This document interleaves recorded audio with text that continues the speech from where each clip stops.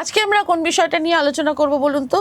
ঠিক গত এপিসোডে আমরা যে বিষয়টা নিয়ে আলোচনা করেছিলাম যে তৃণমূল কংগ্রেস কোথায় দাঁড়িয়ে রয়েছে, তৃণমূল কংগ্রেসের বর্তমান পরিস্থিতি, তার ভবিষ্যৎ পরিকল্পনা, এই সমস্ত নিয়ে আমরা একটুখানি নজর রেখেছিলাম এই সমস্ত বিষয়ের ওপর, এবং সেই নিয়ে আমরা খানিক আলোচনাও করেছিলাম। এবং মূল আলোচ্য সেখানে ছিল হচ্ছে মমতা বন্দ্যোপাধ্যায়ের এইভাবে একা হয়ে যাওয়া, তার এই নিঃসঙ্গতা নিয়ে আমরা আলোচনা করেছিলাম। এরপর কিন্তু একটা গুরুত্বপূর্ণ ঘটনা ঘটলো, মানে আমাদের ওই আলোচনার পর 21শে জুলাই এলো। 21শে জুলাই আমরা কি দেখলাম? যে এখনো মমতার নামেই লোক জড়ো হয়েছেন, যে কজন জড়ো হয়েছেন। নেতারা গেছেন বিভিন্ন জায়গায়, তারা ভাগাভাগি করে বিভিন্ন জায়গায় বিভিন্ন নামে রয়েছেন, কিন্তু আমরা দেখতে পেলাম যে সাধারণ কর্মীরা, সাধারণ সমর্থকরা, তারা এখনো মমতার নামেই আসছেন। কোন রসায়ন থেকে? এই বিষয়টায় আমরা একটু নজর রাখি আজকে। আমাদের সঙ্গে অর্ক ভাদুরী রয়েছেন, আমাদের রাজনৈতিক বিশ্লেষক, নিউজ কোম্পানির এডিটর। অর্ক, এই যেটা বললাম যে আমরা যেটা দেখতে পেলাম, আমরা এনসিপিআই এর একটা হয় না আর কি, স্মরণসভা টাইপের একটা ওরকম দেখলাম, ফুলের তোড়া ফোড়া দিচ্ছেন কোথায় যেন কয়েকজন, গুটি কয়েক সাংসদ যারা ছিলেন তারা এখন এনসিপিআইতে রয়েছেন। আমরা ঋতব্রত তৃণমূল, যেটাকে মিডিয়া ঋতমূল বলছে, সেইখানে আমরা চেয়ার দেখতে পেলাম প্রচুর, কিন্তু মাথা আমরা দেখতে পেলাম কিন্তু মমতার সভায়। এখনো কি মমতার সেই প্রভাবটা, বা এখনো মমতার নামে মানুষ আসছেন, সেই জায়গাটুকু কতটা রয়েছে এবং কেন রয়েছে বলে তোমার মনে হচ্ছে? প্রথম কথা হচ্ছে 21শে জুলাইয়ে কলকাতায় 3টে এবং দিল্লিতে একটি সভা হলো, কংগ্রেসেরটাকে ধরলে যে শহীদ স্মরণ সভা। এক্ষেত্রে প্রথমেই যেটা আমি কংগ্রেস দিয়ে শুরু করি, কারণ আমাদের মূল আলোচনাটায় কংগ্রেস নেই। কংগ্রেস কিন্তু শহীদ মিনার ময়দানে বেশ নজর কাড়া ভিড় করেছে। বহুদিন বাদে কংগ্রেসের সভায় বেশ উজ্জীবিত কর্মী সমর্থকদের কিন্তু আমরা দেখেছি, এবং এর সঙ্গে একটা ইন্টারেস্টিং ঘটনাও ঘটেছে। সেটা হচ্ছে যে কংগ্রেসের শহীদ মিনারের সভায় তাদের একটা প্রদর্শনীর ব্যবস্থা করা হয়েছিল। সেই প্রদর্শনীতে কিন্তু তৎকালীন যুব কংগ্রেস নেত্রী মমতা বন্দ্যোপাধ্যায়ের উল্লেখ রয়েছে, তার ছবি এবং তার নাম রয়েছে ছিল। এটা খুব ইন্টারেস্টিং যে পশ্চিমবঙ্গে বিজেপি আসবার পরে কি কংগ্রেস বা তৃণমূল তাদের এক ধরনের ঘরোয়াপসি ঘটবে আমরা জানি না, কিন্তু এটা খুব ইন্টারেস্টিং। এবারে আমরা যদি তৃণমূল কংগ্রেসে আসি, কলকাতাতে তার একটা সম্ভাবনা তো তৈরি হয়েও ছিল। হ্যাঁ, তৈরি হয়েছিল একেবারেই, কিন্তু এটা স্পষ্ট হয়ে গেছে যে মমতা কংগ্রেসে যোগ দেবেন, ব্যাপারটা এরকম হবে না। জোট হতে পারে হয়তো, যেমন মহুয়া মৈত্র তিনি খুব সক্রিয় এখন দিল্লির রাজনীতিতে। এটা একটা অন্য আলোচনা, আমরা নিউজ কোম্পানিতে পরে এই আলোচনায় আসবো। কিন্তু যেটা ইন্টারেস্টিং সেটা হচ্ছে যে কলকাতাতে দুখানা সভা, একটা হচ্ছে আসল তৃণমূলের সভা যেটা ঋতব্রত তৃণমূল, আর এটা হচ্ছে মমতা তৃণমূল যেটাকে মিডিয়া কালীঘাট তৃণমূল বলছে। তো আসল তৃণমূল ওটাকে কে বলছে? ঋতব্রত নিজেরাই তো দাবি করছেন যে তারা হচ্ছেন আসল তৃণমূল। এবং এটাও ফ্যাক্ট যে তৃণমূল কংগ্রেসের প্রতীকে নির্বাচিত অধিকাংশ বিধায়ক তারা সবাই ঋতব্রতপন্থী, তারা ঋতব্রতের সাথেই রয়েছেন। মমতা বন্দ্যোপাধ্যায়ের সঙ্গে হাতে গোনা কয়েকজন বিধায়ক রয়েছেন।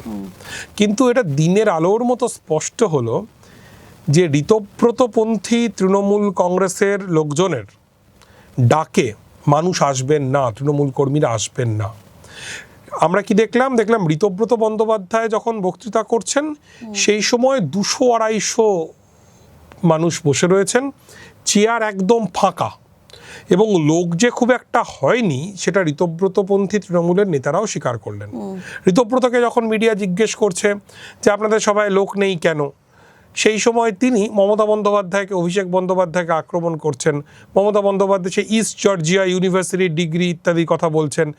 মানে এই 2.5-3 মাস আগে যখন মমতা বন্দ্যোপাধ্যায়ের হাত থেকে তিনি তৃণমূলের প্রতীকটা নিয়েছিলেন তখন ওর ইস্ট জর্জিয়া ইউনিভার্সিটির কথা মনে পড়েনি, এখন মনে পড়ছে। এবং ঋতব্রত বন্দ্যোপাধ্যায়দের সভায় একের পর এক হেভিওয়েট নেতার ভিড়, একের পর এক। কে নেই? এই সেদিন পর্যন্ত কলকাতার মেয়র ছিলেন ফিরহাদ হাকিম, জাভেদ খান দুর্দান্ত শক্তিশালী বিধায়ক, মদন মিত্রর মতো নেতা, যে মদন মিত্র যখন গ্রেফতার হয়েছিলেন কলকাতা অচল করে দিয়েছিলেন তার অনুগামীরা। কাকলি ঘোষ দস্তিদার আমি ভুল বললাম, তিনি অবশ্য দিল্লিতে ছিলেন, এনসিপিআই এর এক্স্যাক্টলি আমি আসলে গুলিয়ে যায় যে কে কোন দিকে আসছে। মানে এদের তো কোনো স্থিরতা নেই, এত অস্থির এরা। শিউলি সাহা তিনি এখানে ছিলেন। চন্দ্রিমা ভট্টাচার্য, যার সাথে আমি কাকুলি দেবীকে গুলিয়েছি, চন্দ্রিমা ভট্টাচার্য। কাজে একের পর এক হেভিওয়েট নেতা, তারা কিন্তু এই ঋতব্রতপন্থী তৃণমূলের সভায় তারা সবাই ছিলেন। কিন্তু এমন একটা রেলগাড়ি ছিল ঋতব্রতপন্থী তৃণমূলের সভা, যার অনেকগুলো ইঞ্জিন কিন্তু কোনো বগি নেই। এবং সবচেয়ে মজার জিনিস তুমিও খেয়াল করেছো যে ওই 250-300 জনের মধ্যেই কিছু মানুষ তারা তৃণমূলের পতাকা নিয়ে বা পতাকা ছাড়া এসে বসে রয়েছেন। মিডিয়া তাকে গিয়ে জিজ্ঞেস করছে কার সভায় এসছেন, তারা বলছেন মমতার সভায় এসছে। তখন বলছে মমতার সভায়, এটা তো সেই সভা নয়। তখন বলছে বলেন কি এটা কার সভা? তখন বলছেন যে সাংবাদিকেরা তো ঋতব্রতপন্থী তৃণমূলের সভা। তারা তখন উঠে গিয়ে বলছে ও আচ্ছা, দিদির সভাটা কোন দিকে বলুন তো। বলে তারা আবার গিয়ে গুটি গুটি দিদির সভায় যাচ্ছেন, মানে তাদের দিদির সভায় যাচ্ছেন। কাজে এটা ফ্লপ শো বললে কম বলা হয়। ঋতব্রতপন্থী তৃণমূলীরা যারা কাউন্সিলর জেতারও ক্ষমতা নেই, সেটাই 21শে জুলাইয়ের সভা কিন্তু প্রমাণ করবে। অন্যদিকে মমতা বন্দ্যোপাধ্যায়ের সভায় আমরা কি দেখলাম, সেখানে একটা নির্দেশ ছিল যে 2500-এর বেশি মানুষ আনা যাবে না। এরকমও অভিযোগ করেছিল কালীঘাটপন্থী তৃণমূল কংগ্রেস, যে রাত্রিবেলায় তাদের মঞ্চ ভেঙে দেওয়া হয়, মাইকের তার কেটে দেওয়া ইত্যাদি ইত্যাদি। তারা পাহারা দেন। এবং এখানে বড় নাম বলতে মমতা বন্দ্যোপাধ্যায়, অভিষেক বন্দ্যোপাধ্যায় ছাড়া হাতে গোনা কয়েকজন, ডেরেক ওব্রায়েন, মহুয়া মিত্র, কল্যাণ বন্দ্যোপাধ্যায়, শোভনদেব চট্টোপাধ্যায়, এরকম হাতে গোনা কয়েকজন, সৌগত রায়।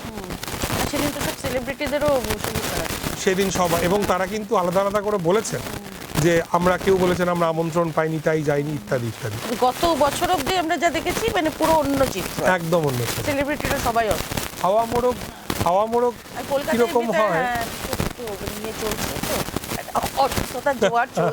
হ্যাঁ। আর এখন কলকাতার ওয়েদার বেশ খারাপ, কাজেই অসুস্থতার যুক্তিটাও বেশ সুন্দর। এনিওয়ে, মমতা বন্দ্যোপাধ্যায়ের সভায় কিন্তু যথেষ্ট পরিমাণে, এটা মানে ঋতব্রতদের সঙ্গে তুলনার কোনো জায়গায় নেই। মানে বেশ কয়েক হাজার মানুষ এই চূড়ান্ত প্রতিকূলতার মধ্যে তারা মমতা অন্তত পক্ষে তার থেকে বেশিও হতে পারে। এবং মমতার সভায় যেরকম যা কিছু হয় সবই হয়েছে। যেমন ওখানে 22 মিনিট কল্যাণ বন্দ্যোপাধ্যায় বক্তৃতা করেছেন, মমতাকে থামতে বলেন, কল্যাণ সভা মঞ্চেই মমতা বন্দ্যোপাধ্যায়ের সঙ্গে ঝগড়া করেন। সেই সময় আবার স্টেজের ওপর কয়েকটা মাইক অন করা ছিল। ঝগড়াটা আমরা সবাই ক্লাবের প্রোগ্রামে যেরকম তৃণমূলের হয়, ঝগড়াটা ক্লাবের প্রোগ্রামে তো হয়, মানে পাড়ার ক্লাবের প্রোগ্রামে এরকমই হয়, মাইক অফ করতে ভুলে যায়। কুণাল ঘোষ গিয়ে আবার সেই সমস্ত মাইকগুলো সরালেন, কল্যাণ বন্দ্যোপাধ্যায় রাগ করে চলে গেলেন। মানে একদম টিপিক্যাল মমতাপন্থী তৃণমূলের রাজনীতি যেরকম, এইটা খুব ইন্টারেস্টিং। এই যে মমতা বারবার বলার চেষ্টা করছেন না যে আমি হেরে গিয়েছি কিন্তু হারিয়ে যাইনি। আমি জানি না যে এই ভিড়টা দিয়ে কিছু প্রমাণ হয় কিনা, কিছুই প্রমাণ হয় না। ভিড়টা দিয়ে এরা কি করবেন প্রমাণ হয় না। এরা এই ঋতব্রতদের তৃণমূলের কি অবস্থা হতে পারে সেটা বোধহয় কোথাও একটা আঁচ পাওয়া যায়। হ্যাঁ, মানে এই ভিড়টা থেকে কখনোই এই কথাটা কিন্তু বলা যাবে না যে তৃণমূল কংগ্রেস আবার একটা দারুণ কামব্যাক করবে। এই কথাটা বলা যাবে না যে তৃণমূল কংগ্রেস এমনকি রাজ্যের প্রধান বিরোধী শক্তি হবে। এসব কিচ্ছু বলা যায় না। কিন্তু এই কথাটা খুবই স্পষ্ট, এই ম্লেচ্ছ তৃণমূল যারা, অর্থাৎ যারা ম্লেচ্ছ বিজেপি যারা, অর্থাৎ যারা আসলে বিজেপি মানে ভালো তৃণমূল, খুব কনফিউজিং গোটা ব্যাপারটা। আমি কেন বলছি ম্লেচ্ছ বিজেপি, কারণ এরা আসলে বিজেপি, কিন্তু বিজেপি তাদেরকে ঘরে উঠতে দেয় না, উঠোনে বসিয়ে রাখে। তারা হচ্ছেন এই ঋতব্রতপন্থী ভালো তৃণমূল। এরা সবাই মিলে, এই ববি হাকিম, এই অরূপ বিশ্বাস, এই ঋতব্রত বন্দ্যোপাধ্যায়, আমাদের সুদীপ বন্দ্যোপাধ্যায় এনসিপিআই এর, কাকুলি ঘোষ দস্তিদার, সবাই, জাভেদ খান, এরা প্রত্যেকে মিলে মমতা বন্দ্যোপাধ্যায়ের 10% নন, এটা স্পষ্ট হয়ে গেল, আরও একবার স্পষ্ট হয়ে গেল। এবং সত্যি কথা বলতে তৃণমূলের দখলদারিত্বের যে লড়াই, তাতে কিন্তু মমতা বন্দ্যোপাধ্যায় তাকে যারা পরিত্যাগ করলেন তাদের মুখে একদম ঝামা ঘষে দিলেন।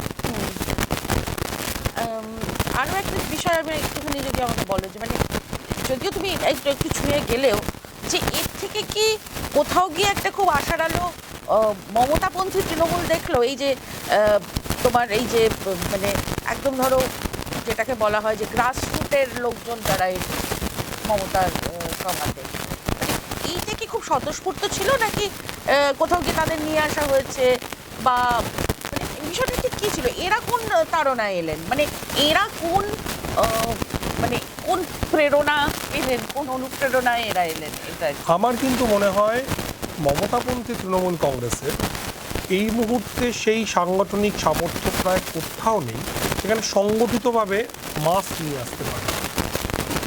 মমতা বন্দ্যোপাধ্যায় একজন দুর্দান্ত ক্রাউড পুলার, দুর্দান্ত ক্রাউড পুলার। এখন মানে চৌঠামের পরে নয়, কিন্তু চৌঠামের অনেক আগে থেকে আমরা বারবার করে এটা বলেছি। আমাদের দর্শকরা হয়তো শুনতে শুনতে খানিকটা ক্লান্ত হয়ে গেছেন যে যিনি বাংলার দিদি ছিলেন তিনি সেই দিদিকে হত্যা করলেন সিএম হয়ে, আর সিএম কে হত্যা করলো আইপ্যাক পরিচালিত সিএম। কাজেই বাংলার দিদি মমতা বন্দ্যোপাধ্যায় বলতে যে জিনিসটা ছিল অন্তত 2012, 13, 14 অবধি, সেই জিনিসটার আর কোনো অস্তিত্ব নেই। কিন্তু তারপরেও তিনি মমতা বন্দ্যোপাধ্যায়, এখনও তার ডাকে প্রচুর মানুষ আসে। কিন্তু একই সঙ্গে এটা যেমন সত্যি, কিন্তু এটা কিন্তু যথেষ্ট নয় যে তিনি এমনকি প্রধান বিরোধী পরিষদটাও দখল করতে পারবেন এমন সম্ভাবনা। মমতা বলেছেন তিনি জেলায় জেলায় যাবেন, কিন্তু জেলায় জেলায় গেলে আদেও তার সঙ্গে তার যে কর্মীরা ছিলেন, তার যে নেতারা ছিলেন, ধরো বীরভূম জেলায় মমতার খুঁটি ছিলেন অনুব্রত মণ্ডল, তিনি তার সাথে নেই। সর্বত্র এরকম একই ছবি আমরা দেখেছি, তাই না? যে মমতার রাজনীতিতে কামব্যাক কতটা হবে এটা কিন্তু বলা খুব কঠিন। মানে একেবারে শূন্য থেকে শুরু করা তো মমতার বয়সও হয়েছে, কিন্তু মমতার যা অ্যাচিভ করবার করে নিতে পারে। মমতা একজন দুর্দান্ত সফল রাজনীতিবিদ। কিন্তু এ কথাটা বলার বোধহয় বুঝতে কোনো অসুবিধা হচ্ছে না, বলার সময় এসেছে যে বিজেপি যদি হাতে ধরে কয়েকটা এমএলএ বা একটা দুটো এমপি করে না দেয়, ঋতব্রতপন্থী তৃণমূলের কিছু অ্যাচিভ করবার নেই। এক্স্যাক্টলি, মানে সব মিলিয়ে যে পরিস্থিতিটা তৈরি হয়েছে সেটা কিন্তু হাসিও পাচ্ছে আর কি, মানে গোটা বিষয়টা দেখে, যে রাজনীতি যে শুধুমাত্র ভীষণ সিরিয়াস বিষয় তা না, রাজনীতি বিনোদনের বিষয়, সেটা আমাদের রাজ্যের দিকে চোখ দিয়ে মানে কোড়ালে পরিষ্কার হয়ে যায় সেটা। তো এরকমভাবেই আমরা বিভিন্ন বিষয়ে নজর রাখতে থাকবো, আপনাদের কাছেও পৌঁছে দিতে থাকবো আমাদের ভাবনা। আপনারাও ভাবুন কীভাবে সমস্যাটাকে দেখবেন, এবং অবশ্যই আমাদের